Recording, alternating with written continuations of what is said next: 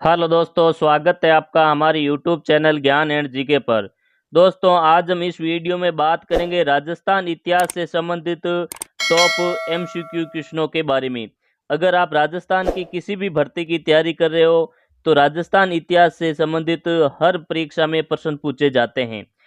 अगर आपको ये वीडियो अच्छा लगे तो इस वीडियो को जरूर शुरू से लेकर अंत तक जरूर देखिए। अगर आपको अच्छा लगे तो इस वीडियो को लाइक करें और चैनल को सब्सक्राइब जरूर करें।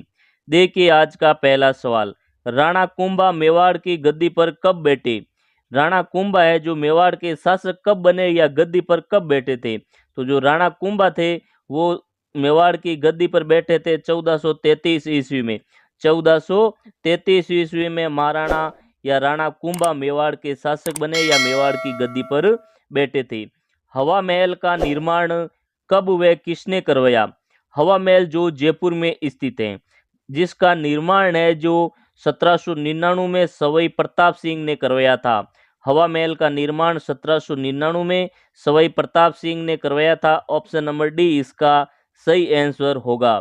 प्रसिद्ध मुस्लिम संत प्रसिद्ध मुस्लिम संत ख्वाजा मोइनुद्दीन चिश्ती किसके शासन काल में अजमेर आए थे? यानी जो प्रसिद्ध मुस्लिम संत थे ख्वाजा मोइनुद्दीन चिश्ती, ख्वाजा मोइनुद्दीन चिश्ती किसके शासन काल में अजमेर आए थे? तो ये पृथ्वीराज तृतीय के काल में अजमेर में आए थे। पृथ्वीराज तृतीय के काल में अजमेर में आए थे। 1437 ईस्वी में सारंगपुर का युद्ध किन के मध्य हुआ था? यानी जो सारंगपुर का युद्ध है ये 1437 में हुआ था। 1437 में सारंगपुर का युद्ध हुआ था। ये किन के मध्य हुआ दोस्तों? तो ये महाराणा कुंभा और मांडू के सुल्तान महमूद के बीच हुआ था। राणा कुंभा और मांडू के सुल्तान महमूद के बीच हुआ था सारंगपुर का युद्ध 1437 ईस्वी में। पृथ्वीराज के शासन प्रबंधन संभालने के लिए उसका प्रथम सैनिक अभियान किसके विरुद्ध हुआ? यानी पृथ्वीराज जो चौहान तृतीय थे वो शासन प्रबंधन संभालने के बाद यानी जब शासक बनने के बाद उनका प्रथम सैनिक अभियान जो था वो किसके विरुद्ध था? तो उनके चचेरे भाई नागार्जुन के विरुद्ध था। यानी जो पृथ्वीराज चौहान या तृतीय के जो चचेरे भाई थे नागार्जुन, इनके विरुद्ध अभियान था पहला प्रथम सैनिक अभियान। पृथ्वीराज ने किस युद्ध में मोहम्मद गोरी की सेना को बुरी तरह परास्त किया था? यानी जो पृथ्वीराज तृतीय जो थे उन्होंने किस युद्ध में मोहम्मद गोरी की सेना को बुरी तरह से पराजित किया था? तो जो त्रैन का पहला युद्ध था, त्रैन का पहले युद्ध में पृथ्वीराज चौहान ने मोहम्मद गोरी की सेना को बुरी तरह हराया था। दोस्तों कमेंट करके जरूर बताना जो तराइन का पहला युद्ध था वो कब हुआ था? तराइन का पहला युद्ध कब हुआ था आपको कमेंट करके जरूर बताना है। मोहम्मद गोरी ने भारत के कई क्षेत्रों को विजित करने के बाद यहाँ का प्रशासन किसे सौंपा? यानी जो मोहम्मद गोरी था वो भारत के कई क्षेत्रों पर जीत कर वापस अपने स्थान पर चला गया। तो ये जो प्रशासन था वो किसे सौंप कर चला गया था? तो जो उनका गुलाम था कुतुबुद्दीन ऐबक को प्रशासन सौंप के मोहम्मद गोरी वापस गजनी चला गया था। पृथ्वीराज तृतीय किस वर्ष अजमेर का शासक बना? पृथ्वीराज तृतीय किस वर्ष अजमेर के शासक बने? तो ये है जो ईस्वी सन 1177 में, ईस्वी सन 1177 में है जो पृथ्वीराज चौहान अजमेर के शासक बने थे।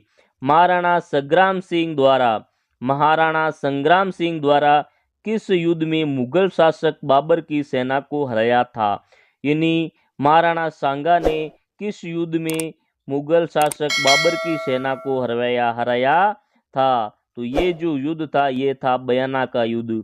यानी बयाना के युद्ध में महाराणा सांगा या महाराणा संग्राम सिंह ने बाबर की सेना को हराया था। तराइन के युद्ध का विस्तृत विवरण किस ग्रंथ से में प्राप्त होता है? यानी जो तराइन का युद्ध हुआ था इसका विस्तृत वर्णन किस ग्रंथ में प्राप्त होता है? तो ये पृथ्वीराज राजसो के ग्रंथ में मिलता है। त्रैन के युद्ध का विस्तृत वर्णन पृथ्वीराज रासो में मिलता है। खानवा स्थान कहाँ है? यानी जो खानवा का युद्ध हुआ था, ये खानवा स्थान वर्तमान में कहाँ पे स्थित है? तो ये खानवा स्थान वर्तमान में रूपवास तहसील भरतपुर में स्थित है। रूपवास तहसील भरतपुर में स्थित है। हिंदू पत कहा जाता था। हिंदू पत किसे कहा जाता था? तो हिंदू पत कहा जाता था महाराणा सांगा को। महाराणा सांगा को हिंदू पत कहा जाता था। किक्का के नाम से कौन लोकप्रिय थे? किक्का के नाम से दोस्तों, किक्का के नाम से जो प्रसिद्ध थे वो थे महाराणा प्रताप। किक्का के नाम से महाराणा प्रताप जाने जाते हैं। अगला क्वेश्चन देखिए, 14 नंबर क्वेश्चन। खानवा के युद्ध में राणा सांगा की हार का कारण था। यानी जो खानवा के युद्ध में राणा सांगा बाबर से युद्ध लड़ते हुए हार गए थे, तो ये हार का प्रमुख जो कारण था वो क्या था?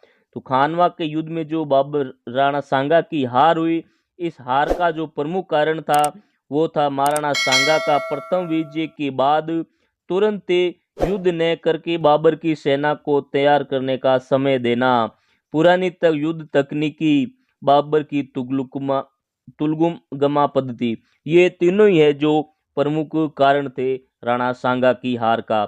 तो इसमें ऑप्शन नंबर डी उपरोक्त सभी है जो सही होंगे। अगला क्वेश्चन देखिए, 15 नंबर क्वेश्चन। प्रताप की सेना के हरावल का नेतृत्व किया। यानी महाराणा प्रताप की हल्दी घाटी का जो युद्ध हुआ था, इस हल्दी घाटी के युद्ध में सेना के हरावल का नेतृत्व किसने किया था? तो ये हकीम सूर पठान ने किया था। हरावल का जो नेतृत्व है वो हकीम सूर पठान ने किया था। दोस्तों, अगर आपको ये वीडियो अच्छा लग रहा है तो इस वीडियो को लाइक करें और चैनल को सब्सक्राइब जरूर करें। हल्दी घाटी कौन से जिले में स्थित है? हल्दी घाटी कौन से जिले में स्थित है? तो ये राजसमंद में स्थित है। हल्दी घाटी जो स्थान है ये राजसमंद जिले में स्थित है। मेवाड़ के संरक्षक के रूप में स्मरण किया जाता है। मेवाड़ के रक्षक के रूप में किसे याद किया जाता है दोस्तों? तो मेवाड़ के रक्षक के रूप में याद किया जाता है भामाशाह को। मेवाड़ के रक्षक के रूप में भामाशाह को याद किया जाता है।